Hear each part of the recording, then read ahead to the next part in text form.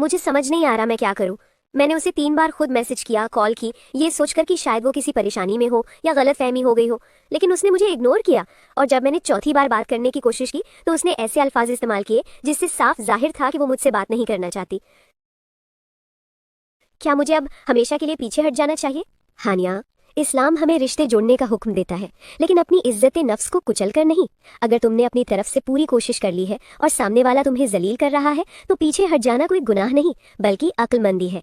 अक्सर हम सोचते हैं कि अगर हम किसी से बात करना छोड़ देंगे तो शायद हमें रिश्ता तोड़ने का गुनाह मिलेगा, लेकिन इस्लाम एक मुकम्मल और बहुत ही खूबसूरत दीन है।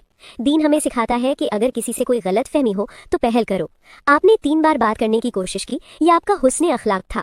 हज़रत मोहम्मद सल्लल्लाहु अलैहि वसल्लम ने फरमाया है कि किसी मुसलमान के लिए जायज़ नहीं कि वो अपने भाई से 3 दिन से ज़्यादा नाराज़ रहे, लेकिन इसका मतलब ये बिल्कुल नहीं कि अगर सामने वाला आपकी तौहीन करे, आपको बार बार इग्नोर करे, तो आप अपनी इज्जत दांव पर लगा दें। एक हदीस में आता है कि किसी मोमिन के लिए ये जायज़ नहीं कि वो खुद को जलील करे। सुनन इब्ने माजा। जब सामने वाला साफ तौर पर दूर जाना चाहता है तो उसे आज़ाद कर देना चाहिए।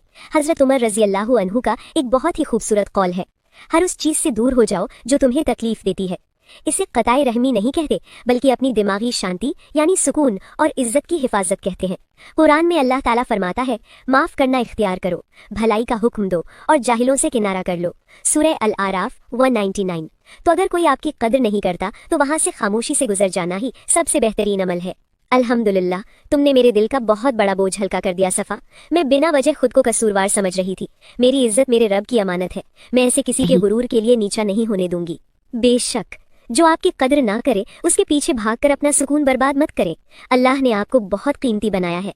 या ये दुआ करें, या अल्लाह हमें ऐसे रिश्तों से बचा जो हमारे सुकून और इज्जत के लिए नुकसानदेह हों, और सच्चे दिल से आमीन लिखें।